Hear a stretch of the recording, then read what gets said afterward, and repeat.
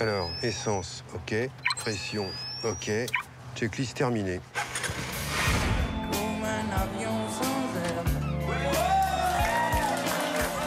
Mais quelle surprise à la con. Michel, il y a tout le monde, il y a tous tes amis, il y a même Choupette et Félix. Est-ce que ça va, Michel?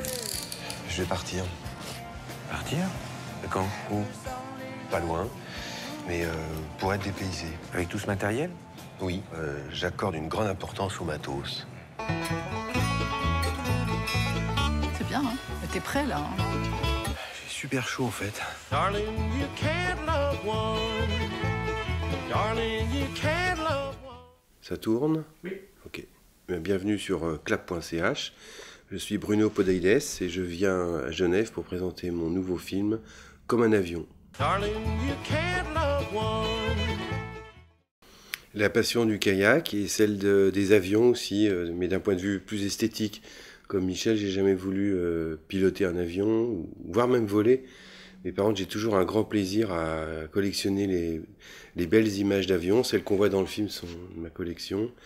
Et regarder les courbes d'un beau avion de course des années 30 comme un caudron, c'est un plaisir. C'est l'âge qui Oui, d'où le... esthétique. Oui, oui, tout à fait. Darling, you can't love one. Eh ben oui, j'aime beaucoup le kayak et ça faisait longtemps que j'avais envie de filmer quelqu'un dans un kayak. C'est très beau le fait de glisser comme ça doucement dans une rivière. C'est un travelling silencieux qui me faisait envie depuis longtemps. Darling, you can't love one. Ben en fait, quand on dit que 50 ans, on dit crise, mais pour moi, mon personnage n'est pas tant que ça en crise. Il est plutôt heureux dans son couple, en fait. Et son travail, ça a l'air de rouler aussi. Non, c'est plutôt, comme ça nous arrive à tous, une envie de parenthèse ou de voyager, quoi. Donc, oui, c'est ça, de se rendre un peu disponible pour des nouvelles expériences. Et puis le kayak, bah, c'était un appel au voyage. Alors lui, évidemment, il va pas très loin, mais c'est ce que raconte aussi le film, c'est que on n'a pas forcément besoin d'aller aux Antilles ou très très loin pour trouver le paradis terrestre. Ça peut être une petite guinguette pas loin de chez soi. Darling, you can't love one. Non, c'était même encore plus facile parce que du coup la mise en scène on l'a fait de l'intérieur, le rythme, tout ça, on a l'impression d'avoir les commandes devant la caméra. Et puis aussi le fait de jouer avec mes partenaires, je voyais tout de suite quand ça collait dans le regard, je sentais si c'était vivant, j'avais pas besoin de revoir la prise, donc c'était souvent un gain de temps. Ouais. Darling, you can't love one. Ça m'encourageait, en tout cas dans mes propres films, oui, parce que le plaisir quand on joue dans son propre film, c'est tout bêtement, on aura le choix de la prise, on peut en refaire une, enfin, il y a une liberté de l'acteur qu'on ne peut pas avoir forcément en tournant chez les autres. Donc ça m'a bien plu, et puis après, on verra le prochain film, j'aimerais bien aussi peut-être un rôle à égalité avec mon frère, on joue un couple, enfin, j'ai plusieurs pistes possibles, mais ça m'a plutôt encouragé à continuer, ouais. Darling, you can't love one. Non, je change jamais aux comédiens en écrivant le scénario parce que j'ai peur de me lasser de leur image ou de ce que je peux imaginer arriver au terme de l'écriture qui peut durer 1 an ou 2. Donc je préfère penser aux acteurs pas longtemps avant le tournage. De même, je découvre les décors aussi souvent. J'écris en pensant à des décors que je connais moi mais qui ne sont pas forcément les mieux pour le film. Donc il y a une espèce de bouffée d'air frais d'avoir des comédiens nouvellement choisis et puis des décors pour m'engager ensuite dans le tournage. Donc Sandrine, ça faisait longtemps que j'avais envie de tourner avec elle, mais je pensais pas à un rôle en particulier. Agnès, c'est pareil, Agnès Jaoui, j'aime beaucoup son travail aussi de scénariste, de réalisatrice. Donc je suis très admiratif de ces actrices. Donc c'était une grande joie de savoir qu'elles étaient libres et qu'elles acceptent si facilement de jouer avec moi. Elles se sont facilement intégrées à la troupe, Oui, oui. à la famille d'acteurs. La petite bande, bah oui. Ce qui est bien, c'est qu'il y a une espèce d'ambiance qui nous est familière. Et je pense que les nouveaux venus, j'ai toujours eu des acteurs comme ça, nouveaux à chaque film. Je vois bien qu'en général, ça se marie très bien. Et ça aide même à un certain jeu dans la comédie, tout ça. Darling, you can't love one. Oui. Puis j'ai la chance aussi que ce soit les acteurs ce sont des acteurs qui sont pas tellement employés. Et du coup, il y a des tas de facettes encore d'eux qu'on ignore et que moi, du coup, je suis trop content. Là Jean-Noël Broutet et Michel Virmoz, il y a un petit côté Laurel et Hardy un peu burlesque et que j'ai même d'ailleurs envie encore de filmer pour un autre prochain projet parce que voilà, c'est rare de trouver des acteurs à passer 30 ans très très bons et disponibles et pas trop connus pour qu'on puisse comme ça encore leur proposer des choses tout à fait nouvelles. Darling, you can't love one. Oui, alors Pierre n'a jamais péché de sa vie, mais là il s'est retrouvé dans des cuissardes et dans l'eau en plus à un moment. Enfin, il donne toujours de sa personne. Kayaki, sale con. Hein? Quoi, tu m'as entendu, Kaya connard? Il rouspète un peu parce que de film en film, ses rôles s'amenuisent de plus en plus comme une peau de chagrin. Donc c'est presque devenu un running gag entre nous. La prochaine fois, il va juste ouvrir une porte. Mais je lui dis à chaque fois, tu devrais voir les films parce que les gens te remarquent. Là, j'ai fait une série d'avant-première en France et il n'y a pas eu un seul débat où on m'a pas parlé de lui, quoi. Donc j'aimerais le convaincre parce qu'il veut pas se voir, il aime pas trop se voir en image, mais j'aimerais bien qu'il voit mon film quand même, ouais. Darling, you can't love one. Bah, comme beaucoup de gens, un rapport affectueux. Je regrette beaucoup qu'il n'y en ait pas assez en France.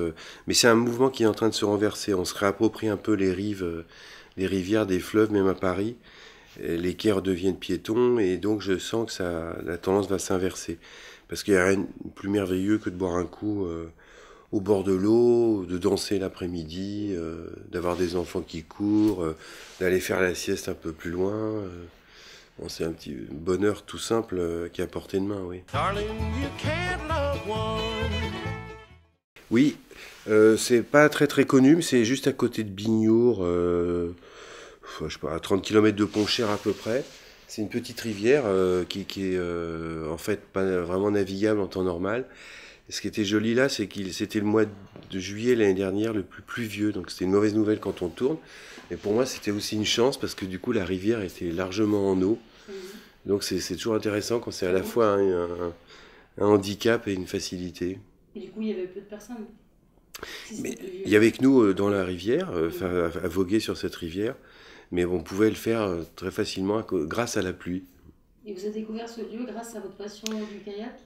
Oui, j'ai des cartes, des relevés de parcours de rivière, puis j'ai aussi des assistants qui sillonnent parce qu'il faut trouver toujours l'endroit où il y a à la fois tous les décors, pas trop loin de Paris pour des histoires de logistique. Donc j'ai vu beaucoup de rivières avant de choisir celle-là. Ouais.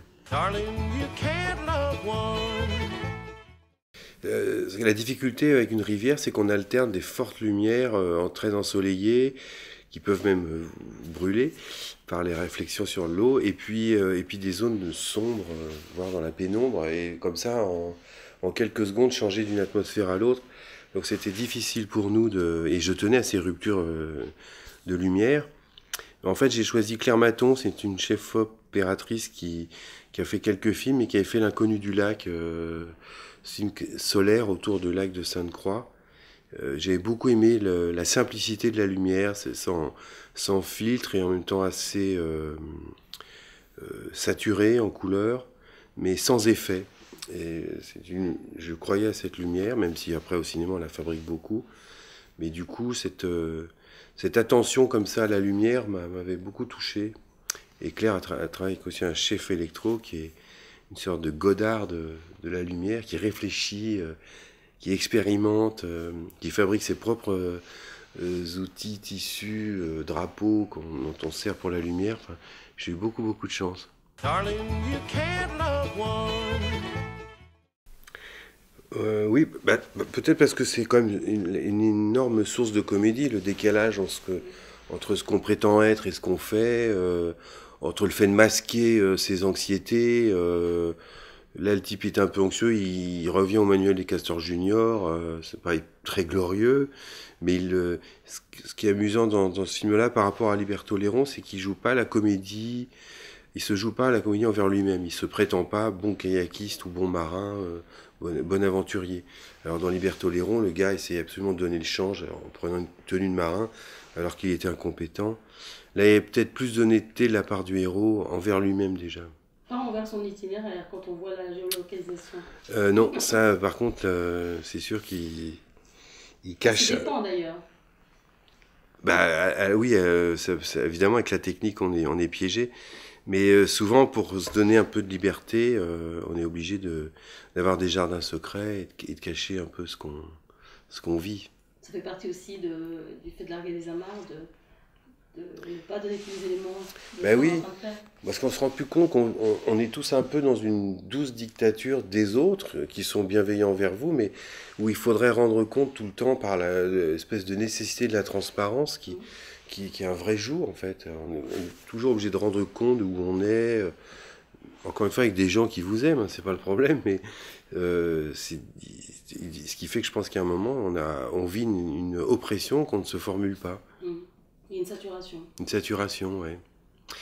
Donc voilà, partez en kayak quelques jours, ça vous fera du bien. Darling, you can't love one.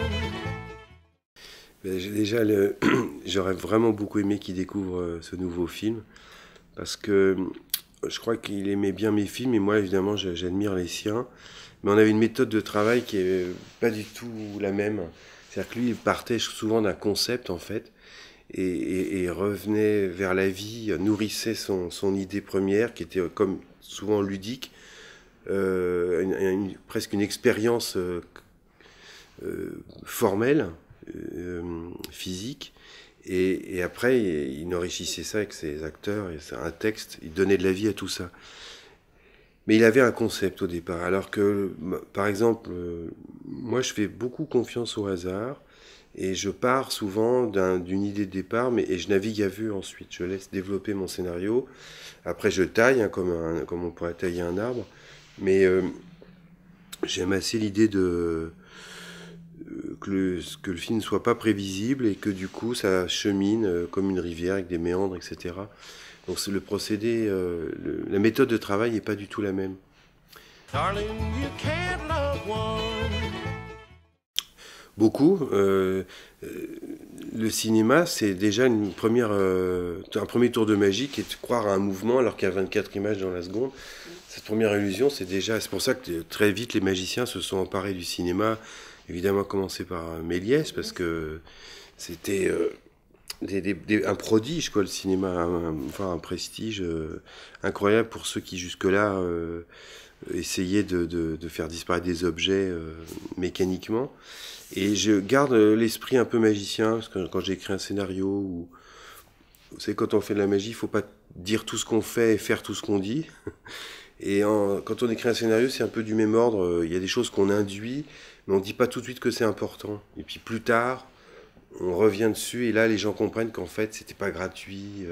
Il y a ce jeu comme ça de manipulation, mais pour le plaisir du spectacle, hein, mais qui est en commun avec la magie, ouais.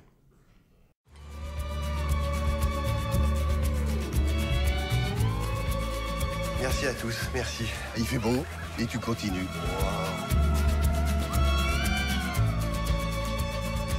Ah, un aventurier. Vous venez loin, monsieur? Mais ton cul. Darling, you can't love one. Darling, you